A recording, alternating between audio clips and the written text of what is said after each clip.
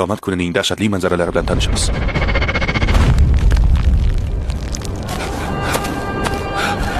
Qiyomat kunining boshlanganini bildirib baland bir ovoz eshitiladi. Alloh taolo Isrofil alayhissalomni tiriltirib, surni 2-marotaba chalishni buyuradi.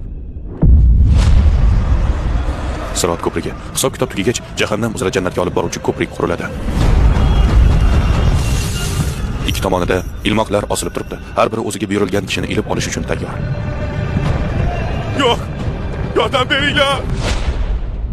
Ovozlar Rahman haybatidan jim qolmish. Qadam tovushlaridan boshqa hech narsani eshitmassiz.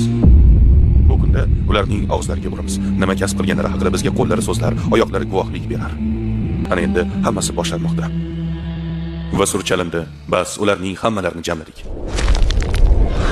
Mahshar maydonida odamlar qayta tirilmoqdalar. Bashariyatning ilk boshidan beri bo'lgan barcha insonlar birma-bir qayta tirilmoqda. Biz bilgan dunyo endi yo'q. U butunlay boshqa ko'rinishga o'zgargan. Bu darajada cheksiz tekislikni umringizda hech qachon ko'rmagansiz. Odamlar 1000 yillab kutadilar. Har bir kishiga amallar kitobi berilib, hisob-kitob uchun chaqiriladi. Ularning har bir amallari mezon tarozisida tortiladi. So'ngra Sirot ko'prigi quriladi va nihoyat oxiri do'zax yoki jannat bilan tugaydigan yo'l boshlanadi. Insonlar birin-ketin barcha ishlarga guvoh bo'lishadi.